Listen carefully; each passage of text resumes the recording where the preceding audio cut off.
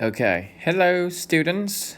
My name is Ajahn Songpon from Department of Mathematics, KMUT, and I guess you already know me, at least some of you. Okay, today I would like to present about vectors, just for the introduction of the vector and some basic notation. Okay. Just get direct to the topic that I want to present, so I don't want to waste your time, right? Okay, so a vector space, or no, sorry, it's not a vector space, it's just a vector we are going to talk about. Vectors is the thing, it's the objects that we use basically in physics and in engineering. It's had many applications in those kind of thing. We are gonna use two things which is involved in the vector chapter. One thing that we are going to talk about is called scalar, and then we're gonna have vectors. Okay, they are the quantity. Basically, they can be thought of quantity, but the vector is going to be the quantity plus direction. Right, that can be the thing that you can have in mind. Here's the definition of scalar. It's just the quantity having the magnitude but not the direction. Okay, for example, I think you get familiar with them in physics, like mass, length, temperature. Okay, any real number, they're all scalar. Okay, just a quantity, no direction. You can't say mass go to the right, mass go to the left. It's just a scalar, it's just a magnitude. Okay. On the other hand, for the vector, it's going to be the quantity plus, here we go, it's going to be the quantity of the containing the magnitude and direction. For example, we have force. When you talk about force, you have to say magnitude. What's the magnitude of this force and the direction. Velocity, it has to be like, if you want to the scalar for the velocity is the speed, right? When you talk about speed, you don't have to say speed go to the right or go to the left. But when you talk about velocity, you need to say two words. For example, I want to go from left to right with the velocity 10 meter per second. That means you are going to go from the left to right with the speed 10. That's for example. Or one more thing is acceleration. Okay, that's another vector. Okay, so two things keep in mind. Vector must have magnitude plus direction. Okay. Basically, when we talk about vector, we can think about arrow. Okay, arrow, because the arrow can tell you direction and also the magnitude. If you want the vector to be large, you can draw arrow very very long. Right? You can draw a long arrow. For example, we have the vector A is here, from from point O to point P. Okay, this is explanation of figure 1. Okay, let me tell you. We have vector A is here, right? The beginning of vector A is the point O here, and the arrow point out the point P.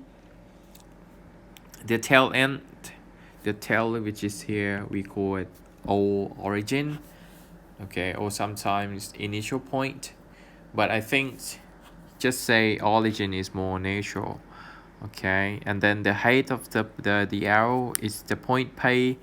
We call the terminal point or the terminus. Okay, And sometimes we call this vector A, or we can just say vector OP if you like. Okay. Alright, now let me talk about notation of vector. A vector is represented by a letter with an arrow over it as A arrow, vector A, vector B, vector A, vector B, vector U, vector V. Basically, you just have the arrow above the letter. Okay, a vector whose initial point is A and whose terminal point is B is written by AB arrow. Okay. All right. So it's like when you have the point A here and point B. This is the point, the vector AB. Okay. But on the other hand, sometimes you can have the opposite, right? Okay. Sorry. So the same point A and B, but if your arrow point opposite from the origin, the origin one, you will have vector BA instead. Okay.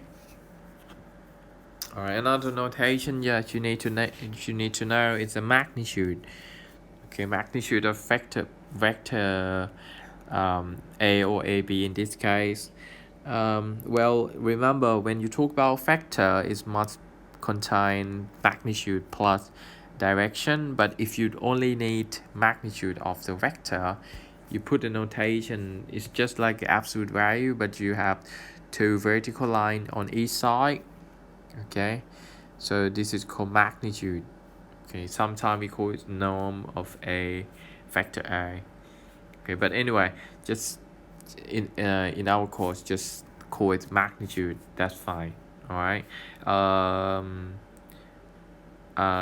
I think we will get into the way we find the magnitude later. Okay, just again, this is just the introduction. So we just want you get to know the notation of the vector in case you haven't done it before. Okay, but some of you, I bet if you if you study in high school, you should have done some of these kind of subject, some of these kind of item before. Okay, now let's get to the vector algebra. We're gonna do something with the two vectors. We're gonna compare them. We're gonna do some arithmetic. You wanna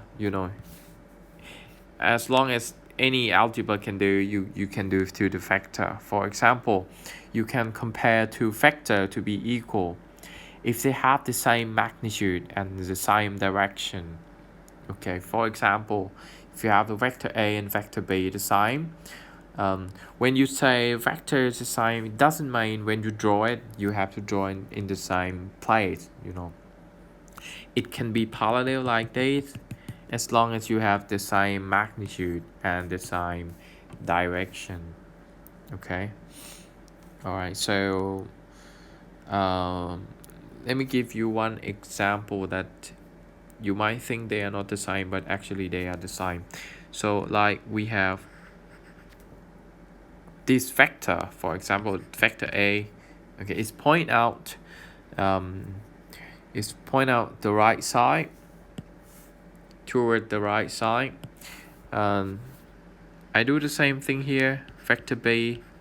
Assuming the magnitude of them are the same, then you will have A and B are the same here, because the direction of them is the same. Okay. All right. Next specific vector is called zero vector, and we're gonna denote it by 0 with the arrow above it. Okay, it has a 0 magnitude, and you don't have to specify direction because you go nowhere. You stay at the origin, so you go nowhere. So nowhere left to right, or top to the bottom, nowhere. You can't say about direction. Okay. All right, and we can compare the next thing is about the negative of vector. So it's like a reverse direction. So sometimes you might have the same magnitude of two vector, but the direction is kind of opposite. We're gonna call it opposite vector, you know. Uh, it just to be easy, you just say negative of the vector, and we denote it by negative a here. In this case, original, you have a, you know, and then the negative, it just you put a negative sign in front of a vector a, and that is the vector, the new vector that has the same magnitude but the opposite side, the opposite direction. Okay, what else you can do?